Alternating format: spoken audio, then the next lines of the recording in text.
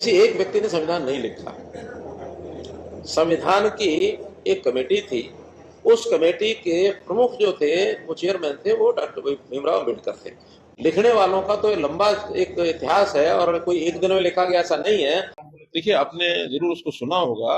मैंने कोई उसमें गलत बात नहीं की है, लेकिन विपक्ष के लोग जो होते हैं उसमें ना कोई मीन पेग निकालते रहते हैं। बाबा साहब अम्बेडकर हमारे बहुत ही आदरणीय महापुरुष हैं और संविधान जो है वास्तव में तो निर्माता के रूप में बाबा साहब अम्बेडकर ही हैं। बाबा साहब अम्बेडकर के बिना संविधान का तो कोई प्रश्न ही पैदा नहीं होता। केंद्रीय मंत्री मनोहर लाल खट्टर ने अब अपने उस बयान से यू टर्न ले लिया है जहां वो कह रहे थे कि संविधान केवल एक व्यक्ति ने नहीं लिखा। किसी एक व्यक्ति ने संविधान नहीं लिखा। संविधान की एक कमेटी थी, उस कमेटी के प्रमुख जो थे, वो चेयरमैन थे, वो डॉक्टर भीमराव अम्बेडकर थे। लिखने वालों का तो लंबा एक इतिहास है और कोई एक दिन में लिखा गया ऐसा नहीं है। आखिर बहुत से देशों के संविधान का उसमें अध्ययन किया गया और हमारे यहाँ भी जो अंग्रेज सरकार के जो उस समय के पहलू थे उसमें जो ठीक थे वो उसमें डाले गए। दूसरे देशों के संविधान का भी डाला गया। यहाँ पर भी संविधान सभा जो बनेगी, कितने लोग की थी? 100।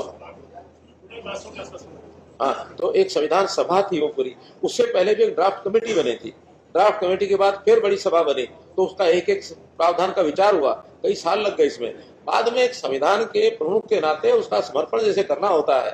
अब देश तो सारी सरकार चलाती है, नाम तो मुखिया का होता है, देश के प्रधानमंत्री का होता है, सेना सारी लड़ती है, नाम तो चीफ का होता है। तो ऐसे पूरी जो टीम होती है उसमें नाम डॉक्टर भीमराव अम्बेडकर का जरूर है और उसके अंदर उनको श्रेय दिया जाता है कि उन्होंने इसको देश को समर्पित।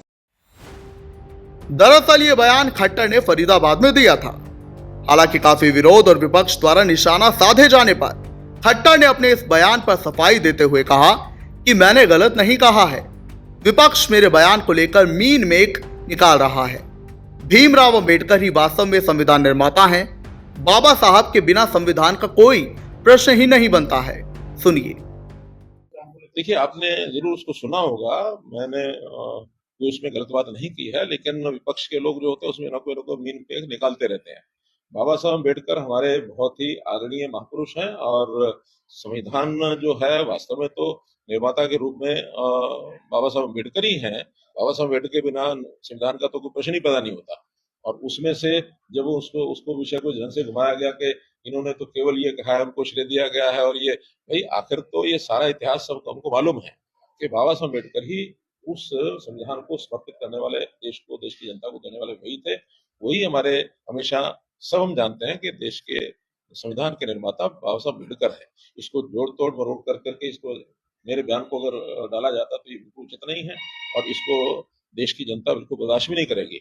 हम कई बार बार कह चुके हैं, पार्लियामेंट के पटल पर भी कहा है, सारे देश में भी कहा है सब नेताओं ने कि ये तो केवल संविधान को लेकर के कांग्रेस के लोग उसकी खिल्ली उड़ाते रहे, मजाक उड़ाते रहे।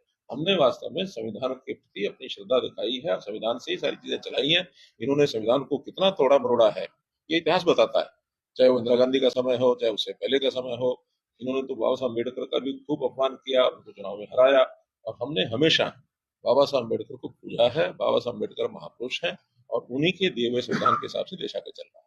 बता दें कि खट्टर के इस बयान को लेकर कांग्रेस जमकर बीजेपी पर कटाक्ष करते हुई नजर आई।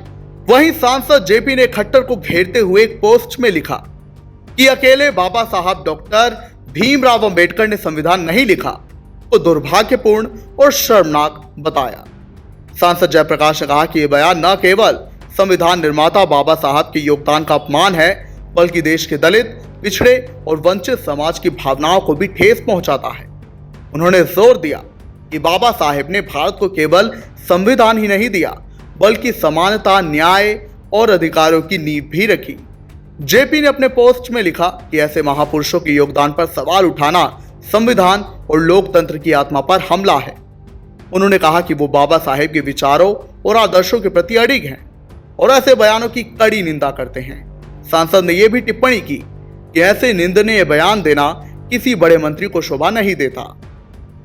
लेकिन इन राजनीतिक बयान और वार पलटवार से इतर देखें तो संविधान प्रारूप समिति का गठन 29 अगस्त 1947 को किया गया था, जिसके अध्यक्ष डॉक्टर भीमराव रामजी अम्बेडकर, इसके अलावा अन्य सदस्यों में एन गोपाल स्वामी आयंगर, अल्लादी कृष्ण स्वामी अय्यर, के एम मुंशी, सैयद मोहम्मद सादुल्ला, एन माधव राव, जिन्हें बाद में BL मीटर के स्थान पर नियुक्त किया गया था, और TT कृष्णमाचारी, वो भी बाद में शामिल हुए जब कुछ सदस्य अनुपस्थित रहे।